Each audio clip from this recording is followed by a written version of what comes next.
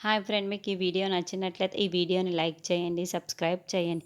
మిత్ర, జున్ను, లక్కీ ముగ్గురు కూడా కారులో వెళ్తూ ఉంటే వాళ్ళకి గండం ముంచుకొస్తుంది అని దీక్షితుల గారు లక్ష్మికి చెప్పడంతో ఆల్రెడీ లక్ష్మి ఆటోలో బయలుదేరి హడావిడిగా వస్తూ ఉంటుంది.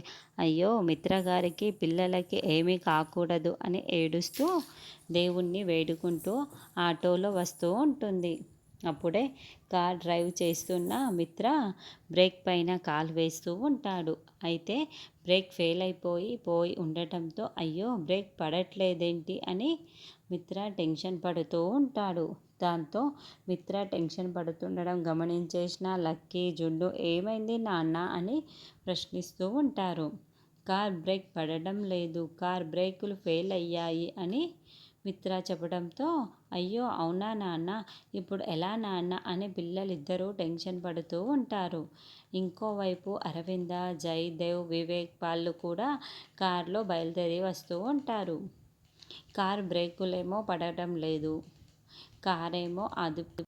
లక్కీ, నువ్వు కార్ డోర్స్ ఓపెన్ చేసుకొని బయటికి జంపు చేసేసాయి అని మిత్ర చెబుతూ ఉంటే జున్ను కూడా నువ్వు కూడా అని మిత్ర చెబుతాడు.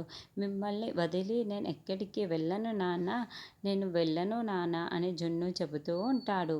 అలా మిత్ర చెప్పినా కూడా లక్కీ, జున్ను ఇద్దరు కూడా కార్లోనే ఉంటారు. అయ్యో దేవుడా, మిత్రగారు ఎక్కడున్నారో ఏంటో అని లక్ష్మి వస్తూ ఉంటుంది.